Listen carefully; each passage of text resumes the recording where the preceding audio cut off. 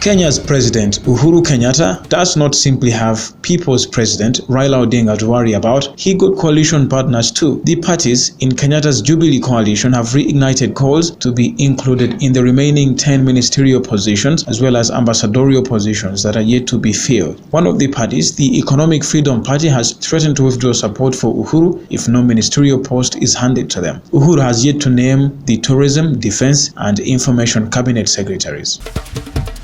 HIV patients in Tanzania have had their concerns about a possible drug stockout in the next financial year addressed by the government. Dar es Salaam's health ministry has confirmed that funds have been set aside for the purchase of drugs such as fluconazole, which is used to treat opportunistic infections in HIV-positive people. Some regions in Tanzania are dealing with a shortage of the drug, which is critical in making ARVs work.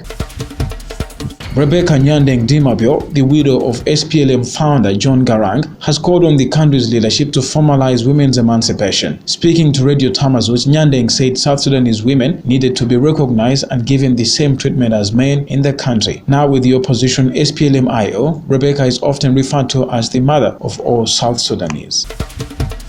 Kigali is in a fresh drive to improve the well-being of her children. The country has signed a $55 million financing agreement to reduce standing rates among children under the age of 5. The project is to be implemented in 13 of Rwanda's most affected districts. 41.5% of children under the age of 5 were stunted by 2015, according to a study. Stunting is the impaired growth and development that children experience from poor nutrition, repeated infection, and inadequate psychosocial stimulation, according to the World Health Organization. The East African Parliament can now embark on serious business following the resolution of a speaker row. The East African Court of Justice dismissed an application by Burundi challenging the election of Martin Ngoga, a Rwandan, as the Assembly Speaker. In its petition, Burundi contended that it was their turn to produce a speaker for the Arusha-based assembly.